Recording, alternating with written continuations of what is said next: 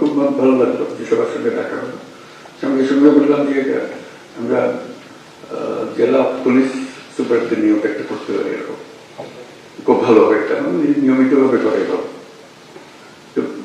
বেশ কয়েকবার বলেছি, মনে হয়েছে একটা কাজ হবে, কেউ তা অর্গানাইজ করবে, কিন্তু আমার একটা কথায় কথায় রেখে গেছে, এটা হয়নি। শেষে আজকে নিয়ে সম্প্রতি আবার কথাটা উঠাতে, তো ঠিক আছে এটা আমরা করি।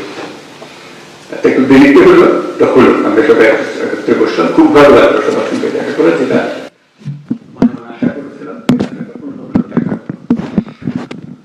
আশা করেছিলাম। এই জন্য সরকার যাই কিছুই করতে চাক না কেন, যে ভঙ্গিতেই করতে চাক না কেন, শেষ পর্যন্ত পুলিশের হাত দিয়ে করতে হয়। তারা করে দেবে না, তারা এনভায়রনমেন্টের সৃষ্টি করে। ওই এনভায়রনমেন্ট না থাকলে তাহলে কোনো কাজ আর হয় না। কারণ পুলিশের কথা প্রসঙ্গে বারে বারে আমরা বলছি দুটো শব্দ, আইন ও শৃঙ্খলা। এটাই হলো পুলিশ। কাজে ওই পুলিশের হাতে এটাকে এক্সিকিউট করা, এটাকে এই পরিবেশ সৃষ্টি করা, আইনের পরিবেশ সৃষ্টি করা। আইন যদি না থাকলো তাহলে সরকারও কি, গণতন্ত্র কি, অধিকার কি, মানুষ নাগরিকদের কি, কিছুই থাকে না।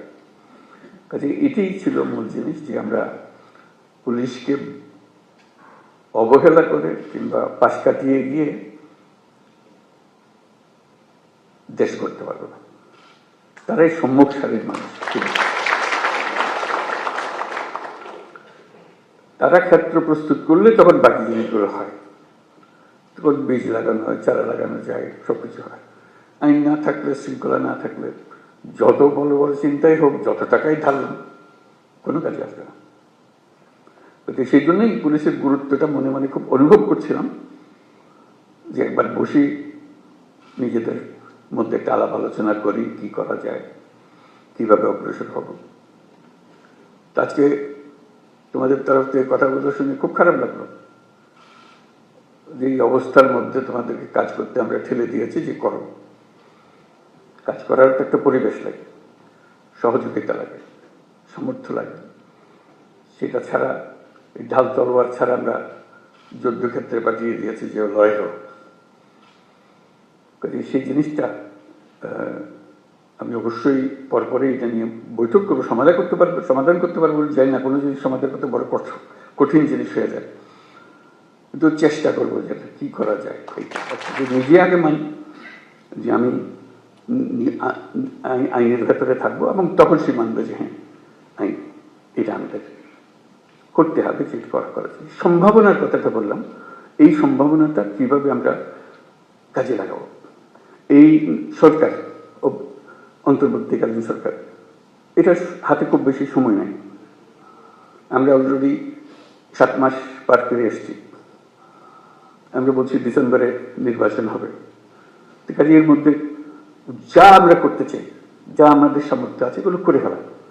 কাজে কি কি সংস্কার, আমরা সংস্কার জগৎ দিচ্ছি, তোমরাও সংস্কারের কথা বলছো, যে আমাদের যত সংস্কার করার দরকার আছে আমি করে ফেলি।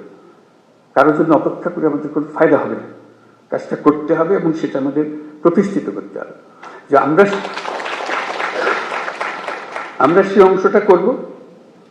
এটা আশ্বাস দিলাম তোমাদেরকে। তোমরা আমাদেরকে বলো যে আমরা আমাদের পার্টটা আমরা করবো।